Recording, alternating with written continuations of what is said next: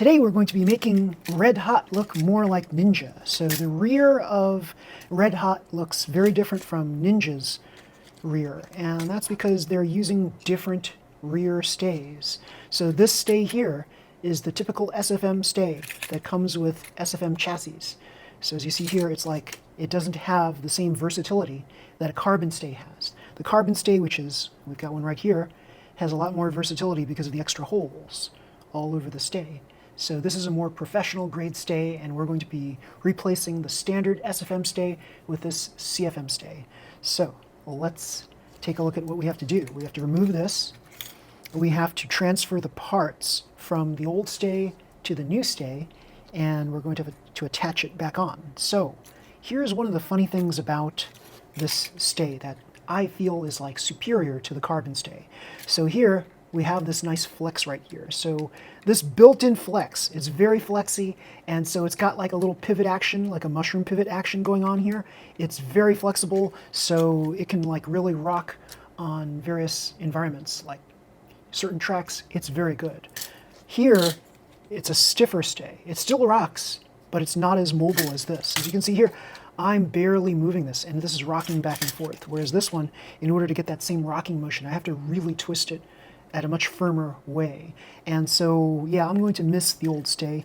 I might even want to revert back to the old stay at some point just for nostalgia purposes, but I think the advantages of the carbon stay outweigh the advantages of the SFM stay. And here's what I mean by that. Here, on this stay here, I don't have the rollers perfectly aligned, and that's always bugged me a lot. But the funny thing is, this has won a couple of races, so it's pretty funny that it still works even with this unaligned roller set like this. And here we have the roller set that's typical of rear stays on most Mini 4-wheel drive cars.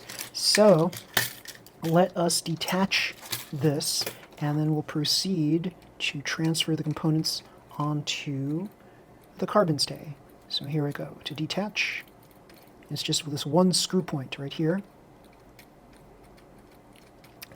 And there we go.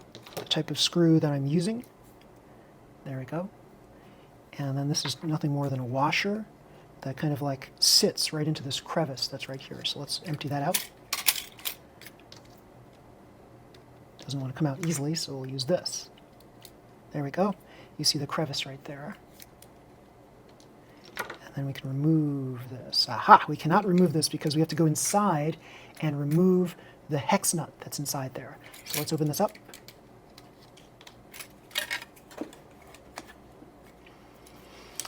And okay, now it comes out. Probably because this was turned upside down, this was like lodging against something, so I couldn't remove it. But here you see there is a little hex nut right there, hex bolt, hex nut. And yeah, that's where the screw goes through to secure it in place. Very cool. So yeah, now in order to insert the other one, you don't need the hex nut. There's no slot for the hex nut. You simply screw it in with the one screw that you have. And let's see, I think we can use the same screw, if I'm not mistaken. Okay, so I think I can use the same screw right here, because this screw goes in like this, and it should be the same thickness as this one right here, and yeah, it can basically use the same one. So now I'm going to remove the parts here and place them on here, but what I want to do is I want to mimic this right here. So to mimic this, I need a popsicle stick, and I need a rear plate, and like a tail plate, and also another popsicle stick underneath. So 2 popsicles and a tail plate. So let me find that in my box of stuff.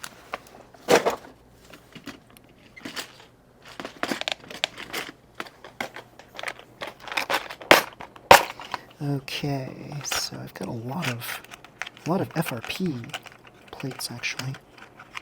A whole ton of FRP plates. Huh. I could try to go old school and just do all FRP plates. Wouldn't that be something? That would be cool. This whole thing is kind of like FRP-like. Yeah, why not? Okay, so here we go. FRP plates. I think. Yeah. I guess we'll find out later on if those countersunk things will be a hindrance or not. So okay, so we also need a tail plate. So tail plate, I have them here somewhere in my box of stuff. Yeah, this will be total old school with the FRP in the front and FRP in the rear. Yeah, very cool. So here, we need to basically place this on top of here, and this mounts on top. So we're going to put it on the front part here, and the bottom part goes on the bottom of the tail. Okay, cool. So, let's see. I can put this on top. I think this is already countersunk, so I think I can use this maybe? No. I have to drill holes through the bottom of this plate, unfortunately. So, this goes on top of here.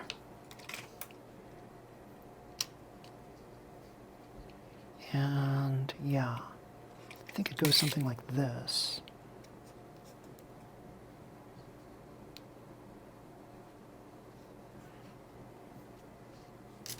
So this hole, I believe, is where it goes on top of.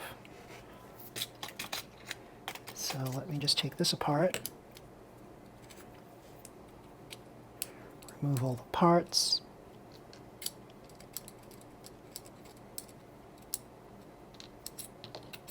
The dampers.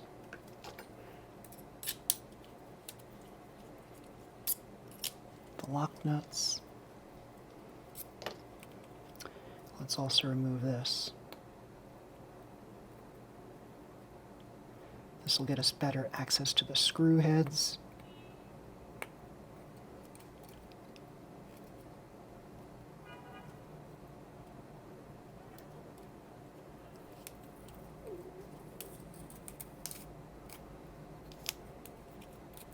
Okay.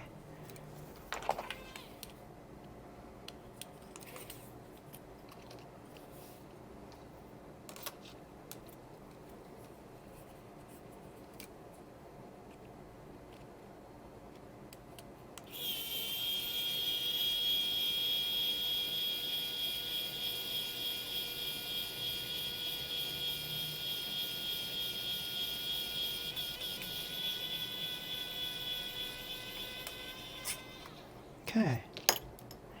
And the other one?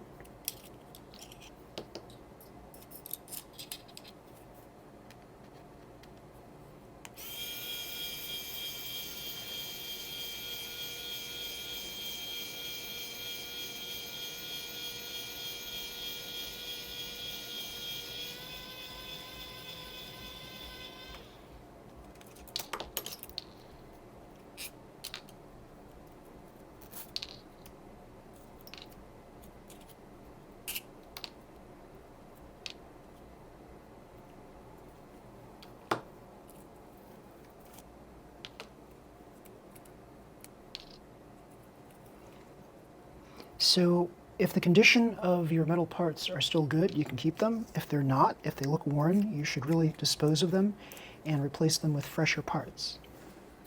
That's just a good rule of thumb for anything.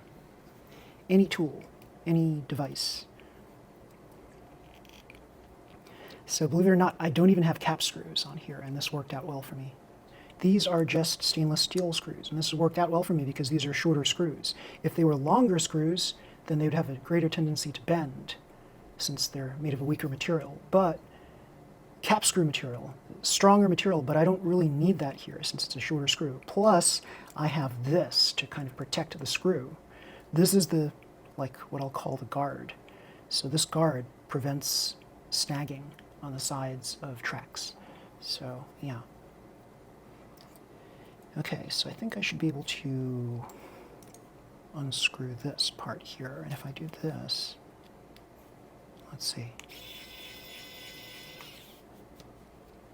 If I do this, I should be able to get this removed from here, maybe? Maybe not. Maybe not. Let's see. No, I think it can come off. It just takes time. So let's remove all these other parts. Oh, there we go. This is actually coming straight off here, this one.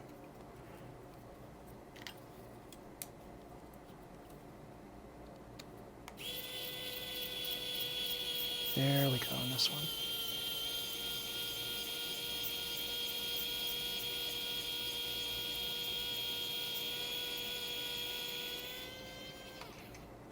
Okay. So I had a little spacer in the bottom there to elevate it slightly. Okay, let's try this one now. So it's going to come out. So what I'm going to do is I'm going to press this against something hard, and that should help release the screw while I'm using the electric screwdriver to get this screw out. So I'm pressing this screw against my wheel pusher, and I'm kind of like the force of my fingers against this, I'm actually directing downward. So this should release it. There you go. And it did. So now the rest of this can come out easily. So I guess there was a bend in this whole thing, and that's why it refused to release very easily.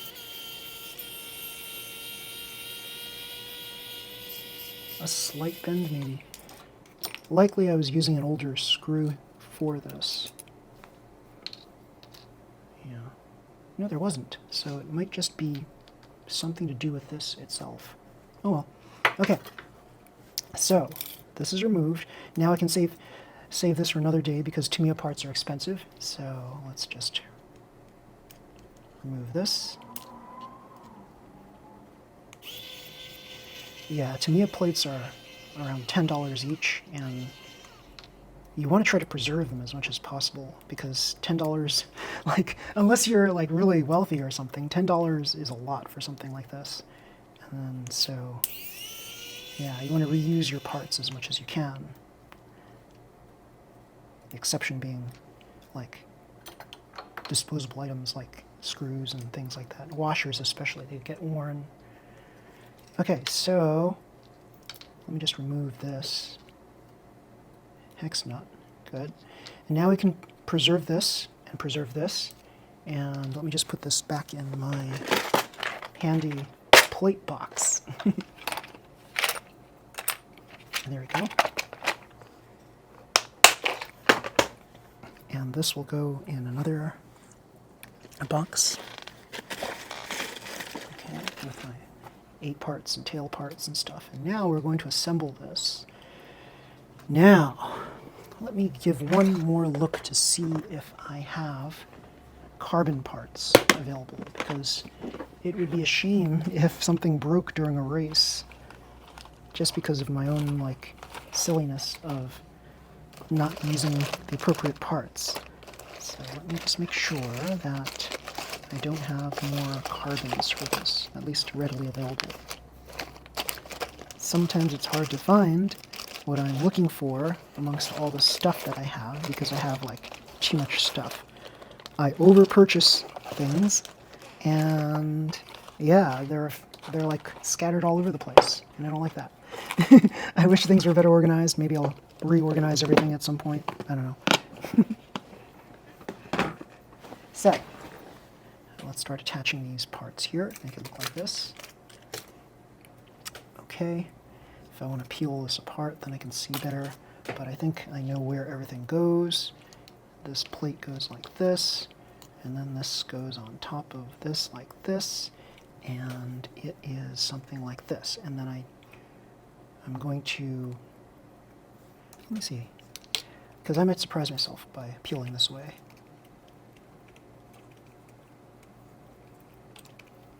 Yeah, there's a countersunk screw right there, and it's a black countersunk screw, not a cap screw, a countersunk screw, and it's right on these things here, so I'm going to have to drill holes right there. And so we have our handy-dandy Tamiya drill for that purpose.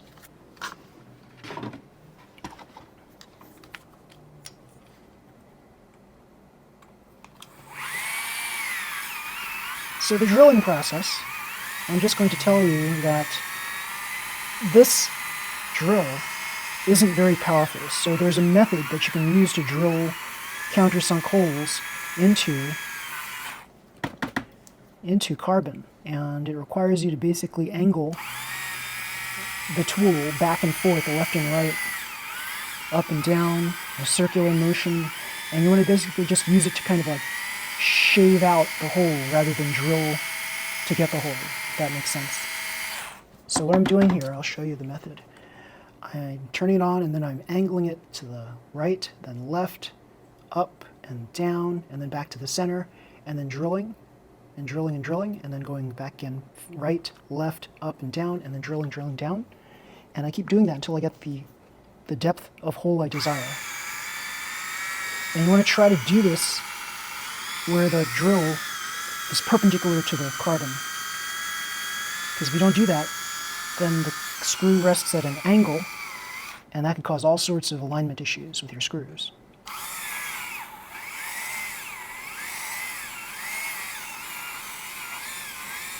So it takes a little while to drill these holes. And what you can do in the process, in the meantime, is to just check to see how deep of a hole you need to make on here. So it's still, if I can still feel the bump of the cap head, of the screw head, then it needs to be deeper. So ideally, the cap head, the screw cap head, is flush up against the carbon itself. It could be slightly above it, but it really should be kind of like flush against it. I mean, that's what they mean by countersunk, right? So you're not supposed to feel that screw head when you insert the screw in place. However, you don't want to over drill and make it weaker, right? So the reason why you're using carbon is because of its strength. So the more you countersunk into a hole, the weaker the overall structure is to hold your countersunk screw. So there's a trade-off, and it's an art form to try to figure out like what the deepest hole we can make is that also makes it aesthetically pleasing and functional. So this is almost there. It's almost flat. Usually it takes like 3 or 4 goes before it gets completely flat. Sometimes 5.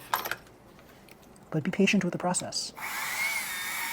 Rome was not built in a day, so you have to be patient with all of this stuff. And if you're bored, count. 1, 2, 3, 4, 5, 6. Keep counting. Yeah. And then do it on the other side. 1, 2, 3, 4, 5, 6, 7, 8, 9, 10. And drill.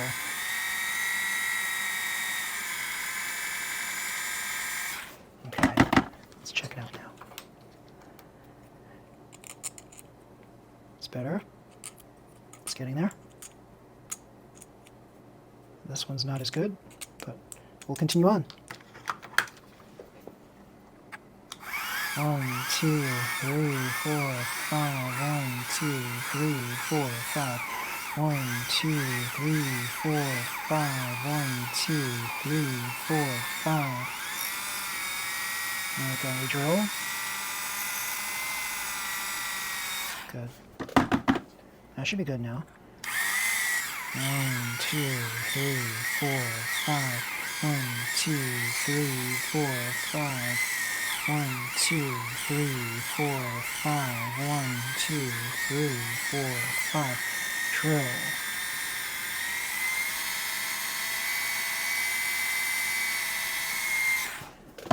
So what am I doing when I count?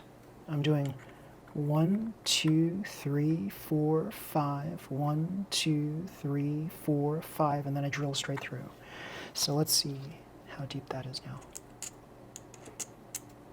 Okay, it's almost flush. It's very good. It's pretty flush. Take a look. And then the other side. I'm happy with the right side. Let's see.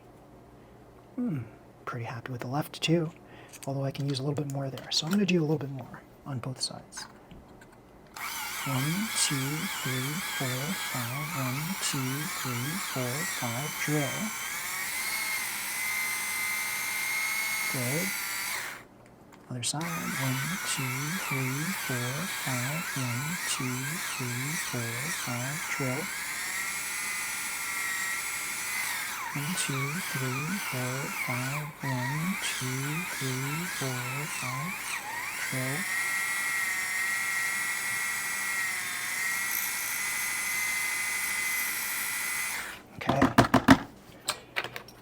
Let's see what the end result is now. Oh, nice. It's completely flat on the right side. How about the side? Nice. It's completely flat on this side as well. That's good. Okay, now we can line this up. And now we can drive the two screws straight through. And the screws are about, let's see how long they are. We need screws that are shorter than this one. So about that length right there. Let's see if we can find them in our screw box. Let's see. Okay.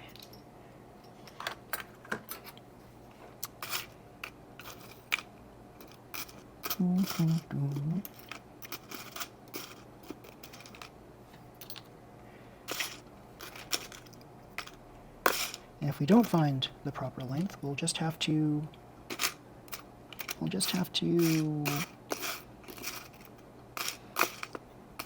improvise.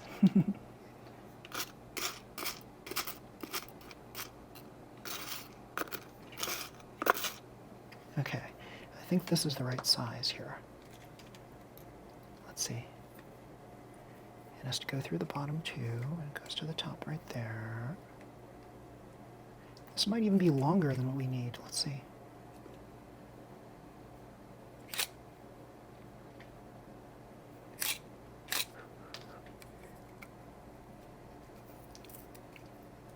Okay, it's going through the bottom.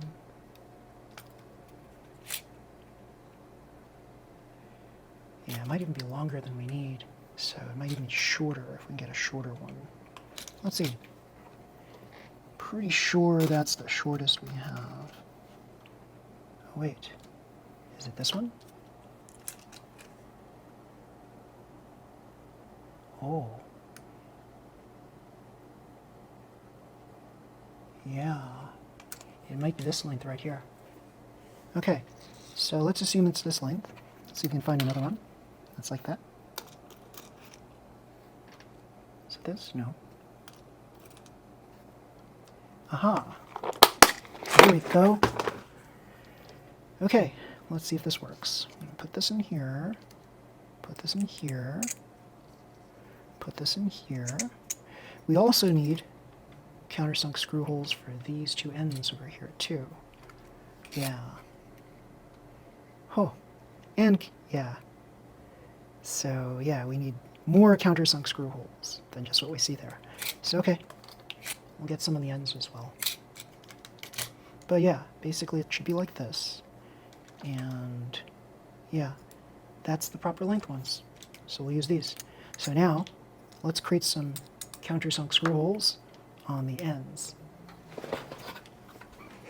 Here we go. 1, 2, 3, 4, 5. 1, 2, 3, 4, 5. 1, 2, 3, 4, 5. Go through.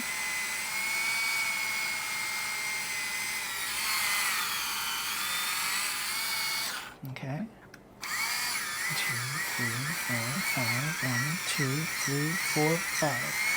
Go through. 1, 2, 3, 4, 5. 1, 2, 3, 4, 5.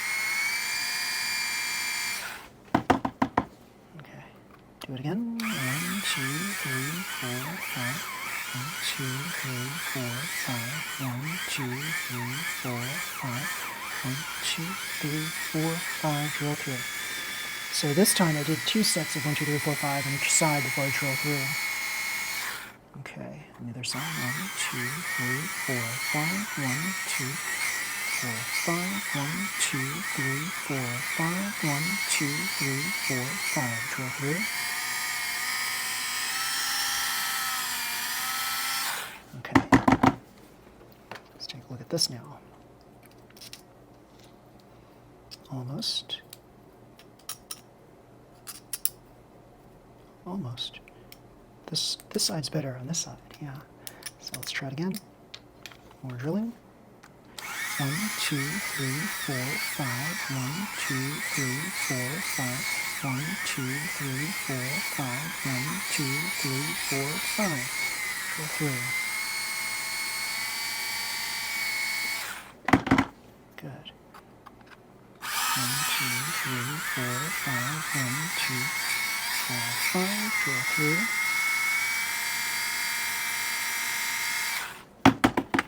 Okay, should be good now, and it is. So that was like an abbreviated version of the 1, 2, 3, 4, 5, and it worked just as well as the standard one. So flat, flat. Okay, so let's do it. Now, let's attach this on here.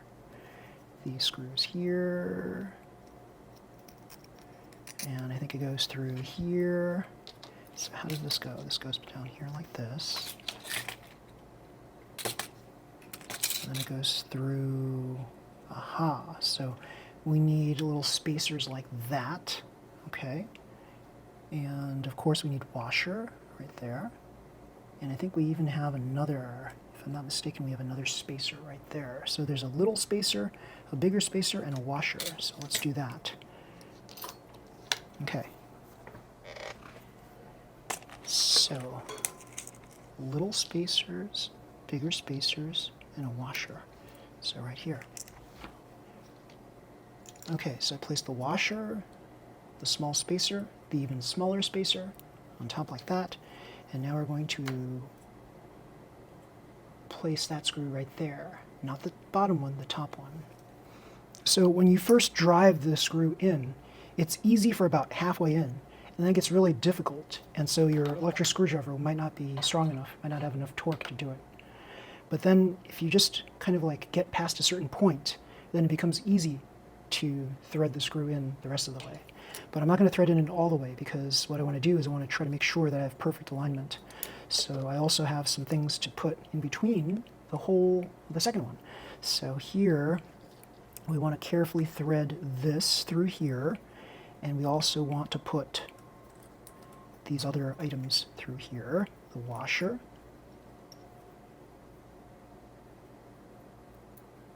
and aluminum spacer and the smaller aluminum spacer. And now we have all three parts here. And now we're going to thread it through the appropriate screw hole. This time we got it in the proper way. And now we just, we'll start it like this. Here we go. Good. That's a good sign that it goes in pretty smoothly. And now the electric screwdriver. That's a good sign, it's going in. Okay, it's getting a little harder now. It's going to stop at some point, and we're going to use the regular manual screwdriver. There we go. So, 1, 2, 3, 4, 5. 1, 2, 3, 4, 5. 1, 2, 3, 4, 5. Let's take a look. Quick peek to see that everything looks good. It does. And you see here, these two screw holes are going to go through here with another screw to basically lock it in place with those lock nuts right there. I'll show you a closer view. Lock nuts. So let's drive this in through all the way. And this should be flush. This should be parallel. The bottom plate should be parallel to this tail wing plate. And we're just twisting like 3 to 5 turns at a time on each side. I guess you really could use the electric screwdriver here. It's now easy enough. Once the screw protrudes through the stay, then it should be easier to use the electric pencil screwdriver. So, but you don't have to. You can just use a manual screwdriver if you feel more comfortable with that. There are many people who don't have patience to do this.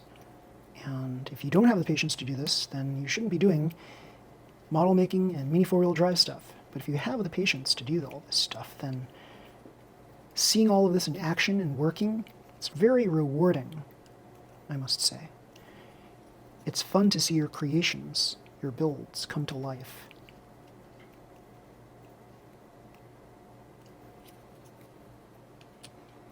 Now I will say that FRP, when you attach firmly to something, there's a little bit of a squeeze, right?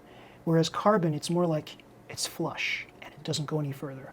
But the FRP, there's a little squeeze, and you can kind of feel it. And that little squeeze is what I think people like about FRP. The fact that it's a little flimsier, there's more give, and there's more bounce, if that makes sense. So I think for that reason, FRP plates are superior to carbon plates, but for rigidity purposes, carbon plates are definitely superior to FRP plates. So if you want like a more flexy kind of thing, then yeah, then you want to use FRP. Okay, so what's going on here? So here I also have to drill some countersunk holes here, and it'll be a lot easier with FRP plates. This was actually meant to create countersunk holes in FRP, not for carbon. But I've been able to use it for carbon using the method that I just described, the 1, 2, 3, 4, 5 drill through, 1, 2, 3, 4, 5 drill through. So yeah. Okay, so let's also mount a screw through these holes here. And as you see here, I don't need to countersunk these holes. I could if I wanted to, but I don't have to, because the angle that it goes on, like it'll never say never, it'll never hit up here.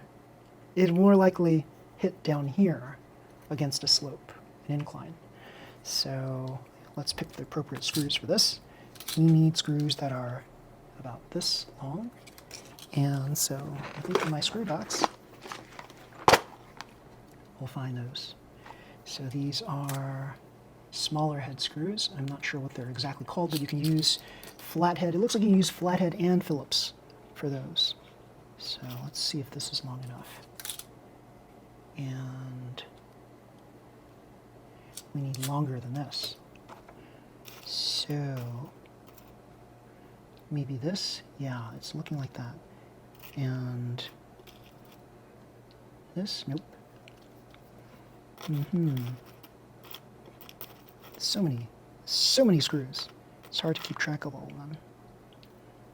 I think that's it. Wait, I think there's a big head one. No, it's not.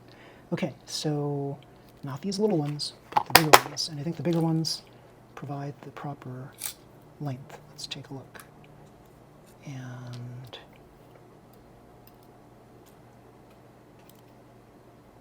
I think we have a match right there. Okay, so cool. So let's drive these through, and then on the other side, we'll use our lock nuts to secure them in place. So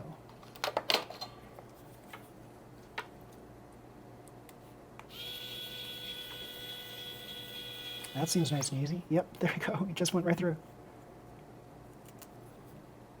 I think we just pushed them through. That's all. We didn't need to drill through. And then I can use these lock nuts here, the ones that we removed off of the old build. And I can just secure them in place. So there we go.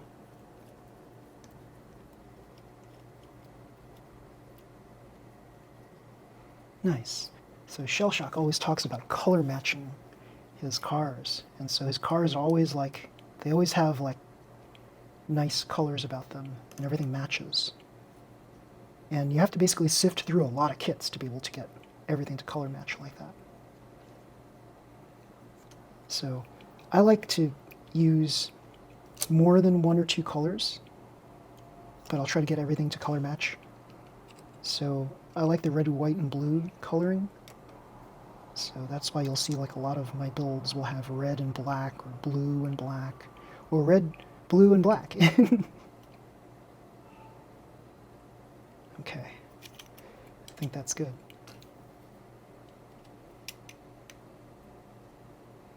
Yep, just like the other one. Now, firm and sturdy, just like so. And now we can attach this, right? Once we're done, we can attach this like that. And it's done. So now we're going to attach the top on here. The top is going to use these rollers here. So I don't have these, but I've got these. And so we're also going to use these. And that'll be like a nice complement to it. So we need a screw that's at least that long. And I used a cap screw for this one. So I'm not going to be able to easily insert the cap screw into this. So I can still use these screws here, and I probably will. And yeah, these are basically the same length as what we had before. So we don't need to countersunk anything on there. We can just thread them through. We just need a washer on the bottom to strengthen it, because you should always strengthen things with washers. And here we go. Just like so. Just like so. We're going to hide these on the bottom, because if we had them on the top, then attaching things like this, I mean, they're still going to be sturdy, but because of the open holes like that, we want to make sure that the countersunk part is on the bottom. Okay, so now we need a washer on top.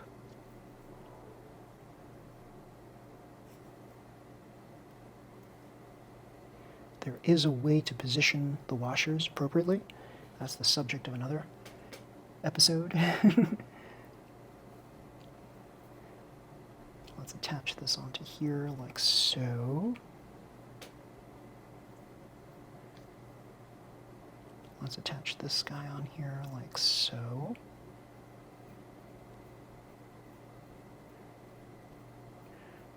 I think it's easier to get these things on than off. You just have to twist this a lot. Oh, yeah. Might as well just use this.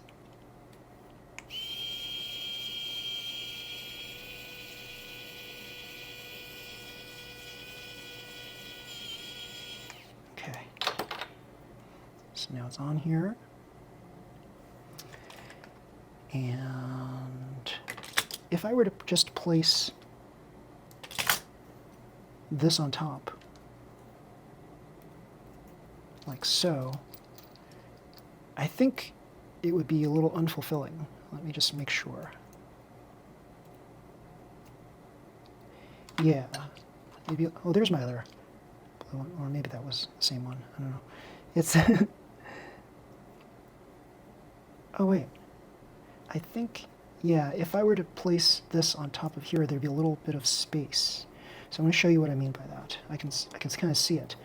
If I were to flush it up against here like so, you can see. Here, I'll show you.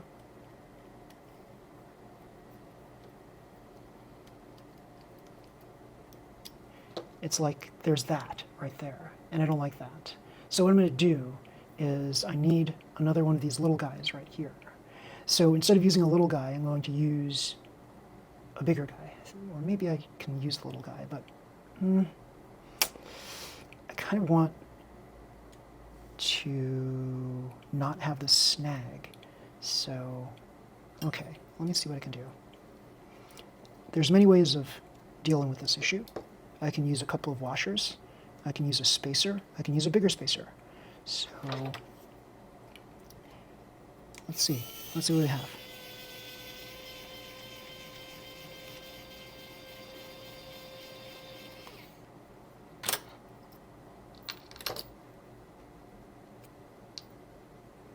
Let's see. Spacer. I think I'd rather have a bigger spacer on the bottom.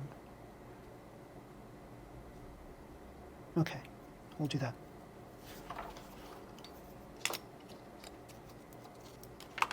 I'll try the bigger spacer.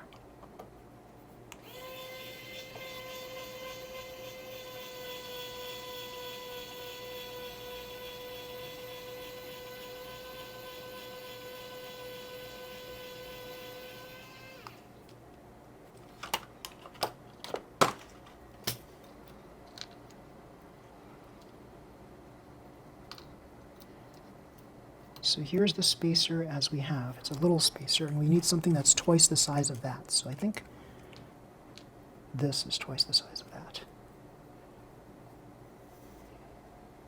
I'm pretty sure it is.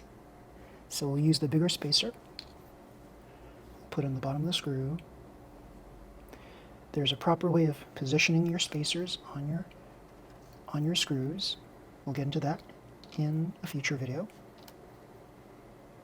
And then we'll just thread this through.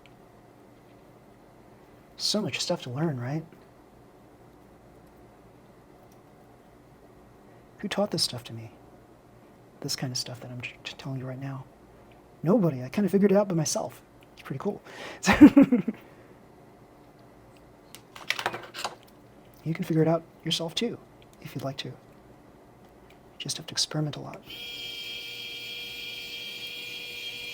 Now you can make assumptions, and some of those assumptions could be true, and others may not be. But it's always fun to experiment. Experiment on your own time, on your own pace, and then you might learn things better that way. Okay, so then we put this on top here. And we're going to put this on top here. And we're going to put this on top here. And then we're going to put this on top here. Bolt it down. Yep, and we're going to position this on the outside so that this is flush flat.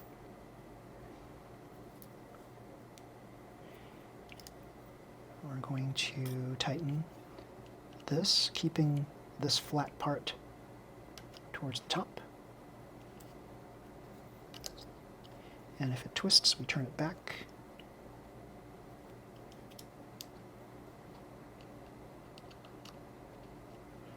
So let's tighten it.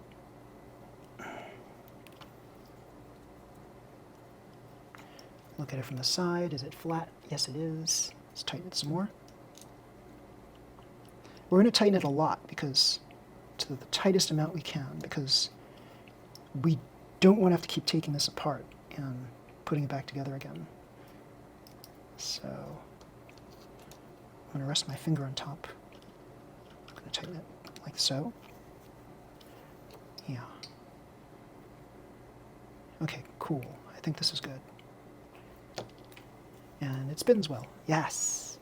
You're going to find that if you have one roller attached to a post, attached to a plate, it's going to spin a lot more freely than if you had two rollers on bottom and top. It just does. So if you want to spend the time to align the screws properly, you can, but just having one roller is so much smoother than having two rollers on it. And where's the other roller going to be? It's going to be attached to this bottom plate. So this is going to be like this. So the other roller is going to be on here. And it doesn't have to be attached to the same post. That's the beauty of this whole thing. The beauty of this design right here.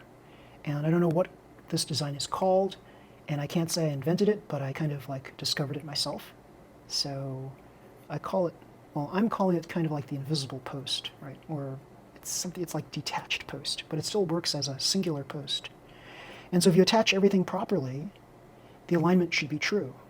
So the whole thing should be straight up and down vertical. If you don't attach it properly, then if you're testing it against the side of a track, then only one of the rollers will spin. So you want to make sure that your posts are always vertical from the plate.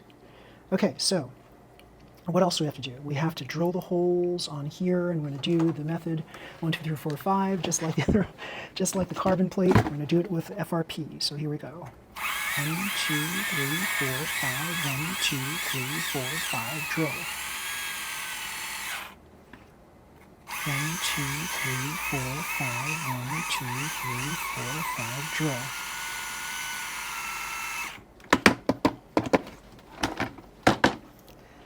All right, here it is. And I'm just going to tell you that this is probably going to be flat, like almost right off the bat, and it is. Like, I just did one easy drill, and they're both pretty much flat. I'm just going to redo these a little bit. So it's not like carbon where I have to press real hard and just hope for the best. This seems to be a lot easier to work with.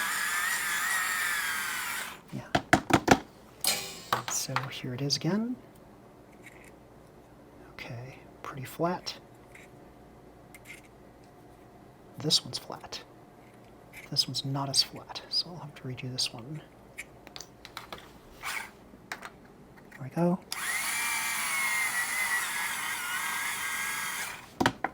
Okay. Now should be flat.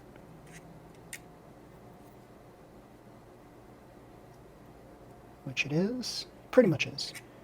I could be a little flatter. Here. Let's do it one more time. I must not have had some leverage in place. There we go. Okay. There we go. Nice. So, we need little screws to attach the bottom parts here. So, I think we can just reuse this if we really wanted to, but I'm just going to remove this so I can use this in the bottom. So here we go. Let's remove this.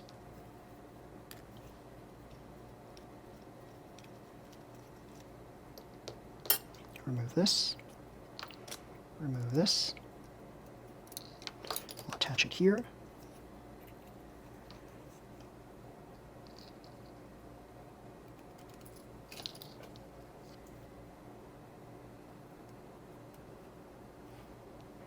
Just get a little bit of oil with the oil pen.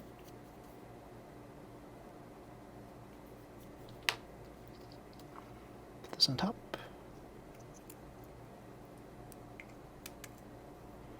Put this on top.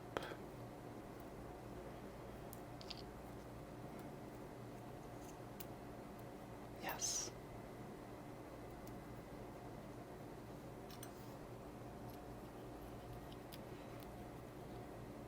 Okay.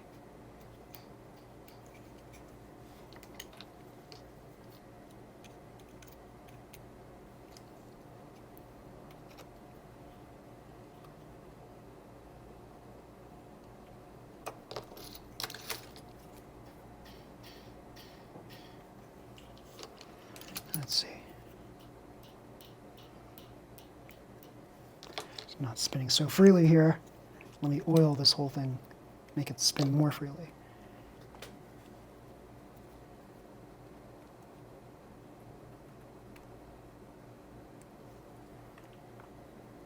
Better.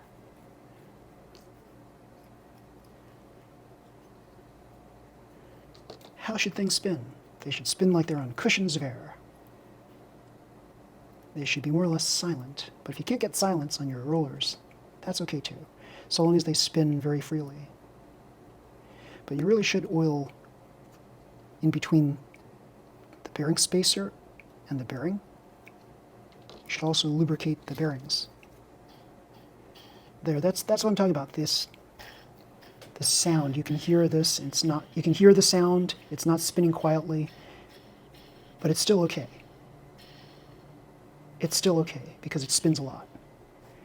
You want to get at least that much spin. I've seen rollers where you spin it and then it just goes like 3 turns and then stops. This is much more than that. So you want to get at least that. Now let's try the other side. But if you can get a quiet spin, that's all the better.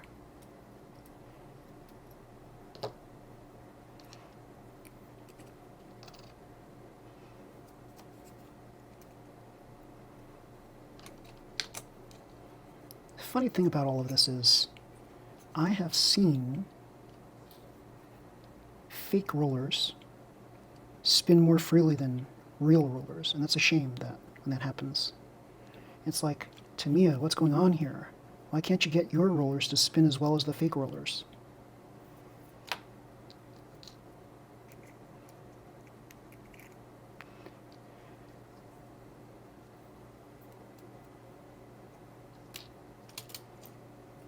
Okay.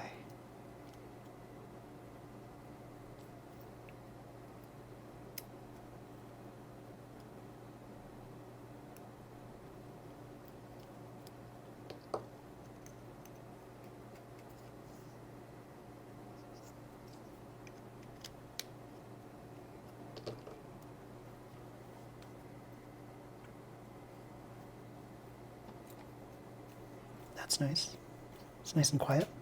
Once we tighten it, it'll probably make the sound like we had before. On the other side.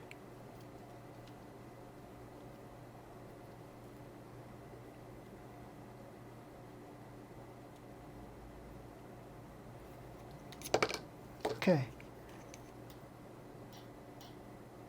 Oh, that's not doing as well. This one's nice. You see if this side's better. No, that one's not doing well at all. Okay, let's try to oil it on the other side. Get it between here.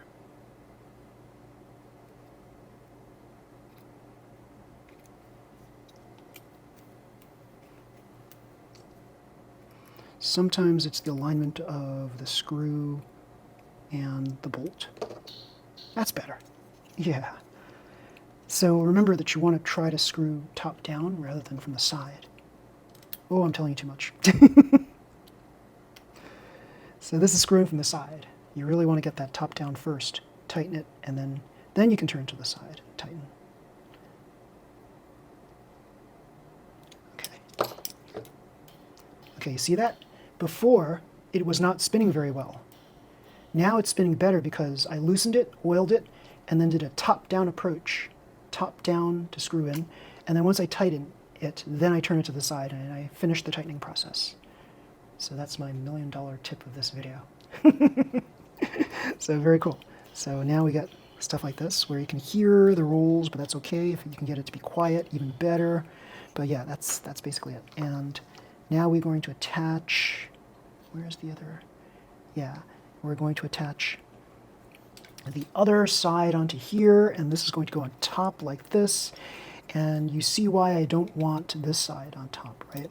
If I had this side on top, then you'd see a bigger hole here than here, and that's not good. We want the little hole, the little holes on top, so we can basically secure it firmly in place so it doesn't shift very much. There's a little bit of shift right now, just because, yeah. So here's the difference. So a little bit of shift right now. So yeah, we place this on top like this. We're going to secure it in place and then attach the mount points for the mass dampers and also the sponge brakes, and then we're done. So let's continue on. So here we need this. I think this was the one. And we need the washer. And we need to put this through. We need another washer.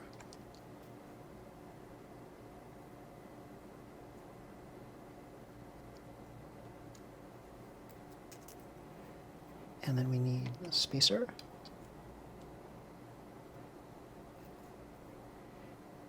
And we need this.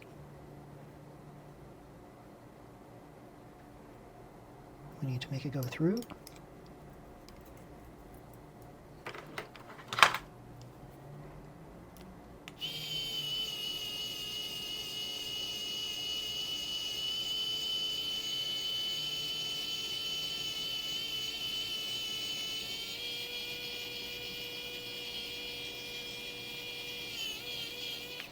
Okay, and we need to position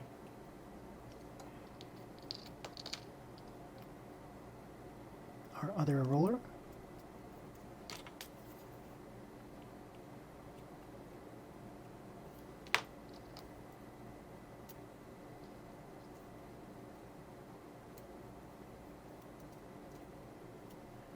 And our lock nut.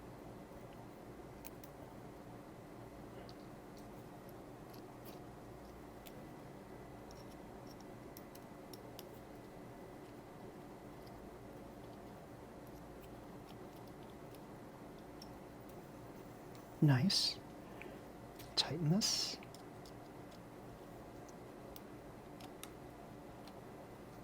Have this on top. Flat on top. Check it.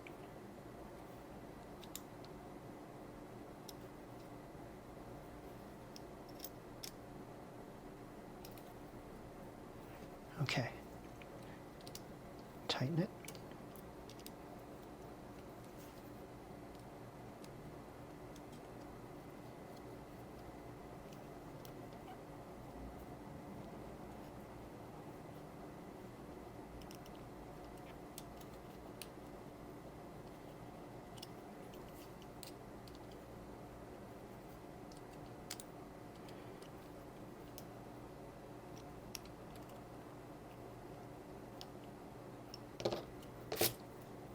Yes.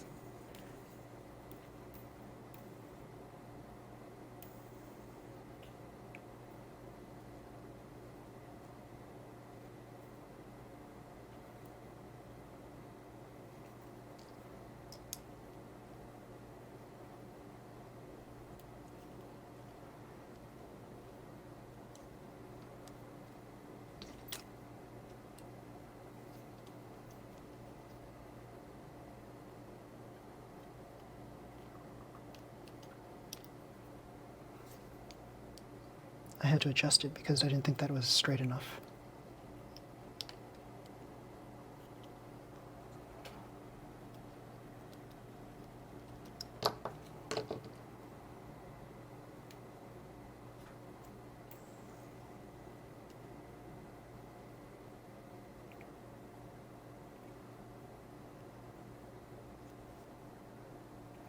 Okay. Now place this on top, and we need another washer on here and here.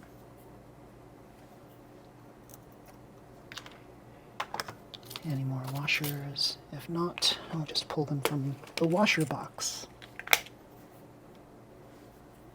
Good.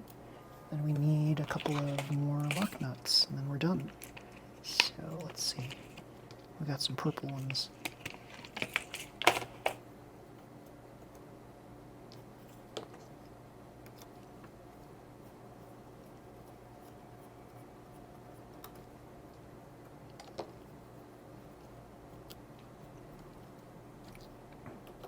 Purple lock nuts. Blue lock nuts. Yes. And yes. Oh, they're sticking out a little bit. What can I do about that? Oh, there's a little bit of spacer right there. That's what was going on. We need a little spacer. So we need little spacers anyway, right in between the bottom. Okay, so we'll do that.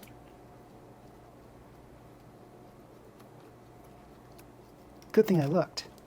And that makes it a little higher too. So the height of the rollers is definitely going to be longer than my previous build. We're also going to change the position of the rollers in the front to make them longer too. So do we need a washer underneath? I don't have a washer underneath, and that's fine. So here,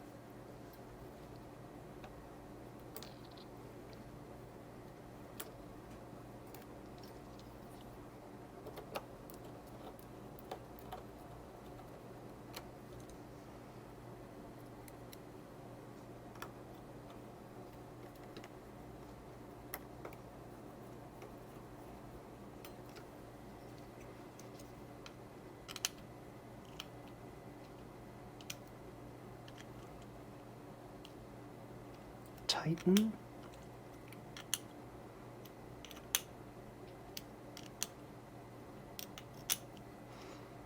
Just like the other, on the other side here, there's a little bit of like a squeeze before it stops.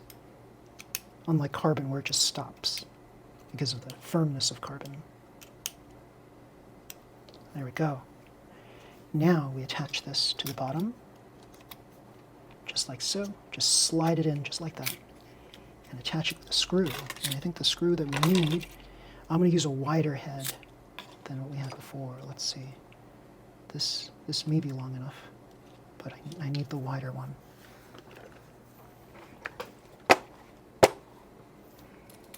Let's see. At least I think I do.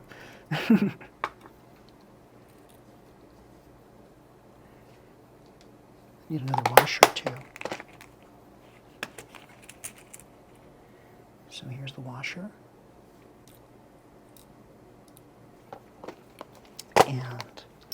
Let me see if I can get...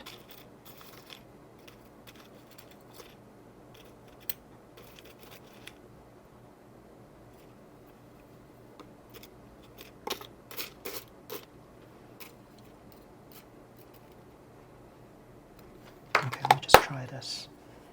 See if this works. If it does, then great.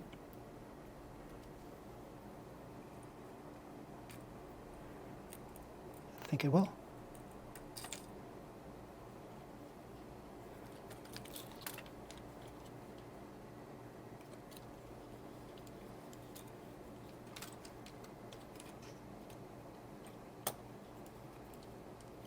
Okay, wait a minute.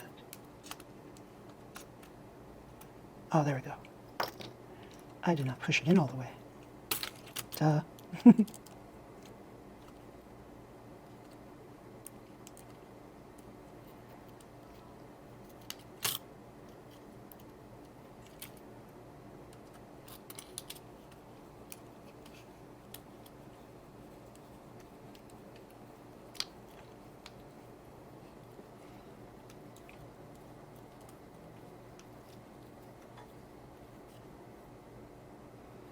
Okay.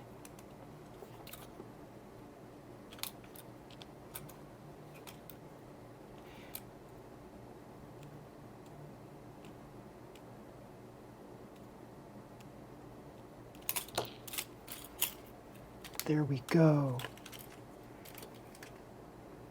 Okay, that's done. Now the rear. What else? We need these dampers, right? So let's get some dampers in place. Let's see what screw size we need. We need that long. So let's see what we have.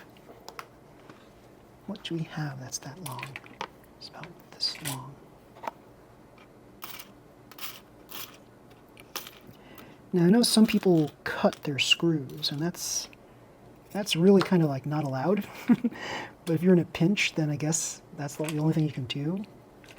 But really, you're not supposed to. We need screws this long. I think I only have one of those. Let me see if I can find another one. Yeah, cutting screws is supposed to be an open class thing. Okay. So, insert. What else we need? A washer.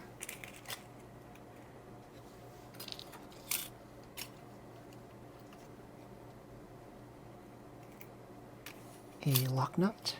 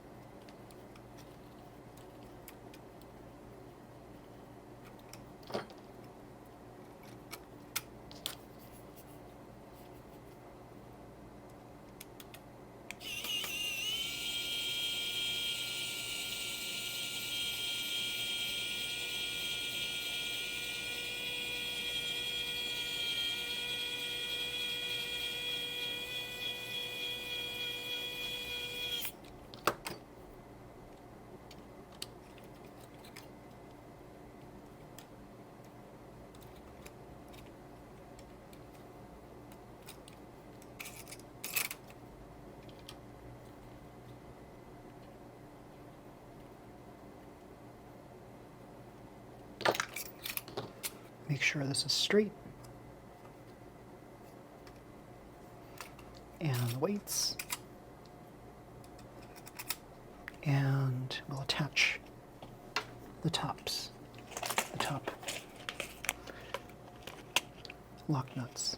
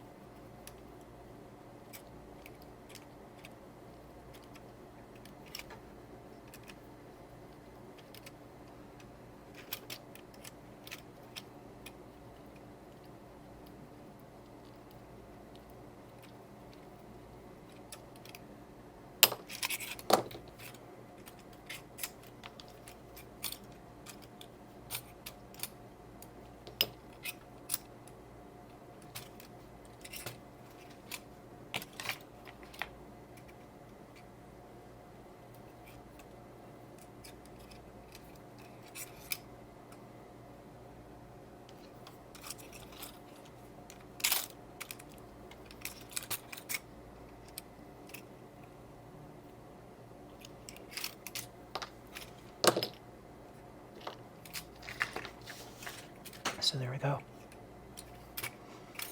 Now the rear, we will attach some tape across here. We'll attach our brake onto here, then we're done. The front side, we're going to extend the length of the posts. So that could be the subject of a future video. So everybody, if you like this video, please slam the like button, subscribe to my channel. You'll see more videos just like this one. Until next time, everybody, see you. Bye.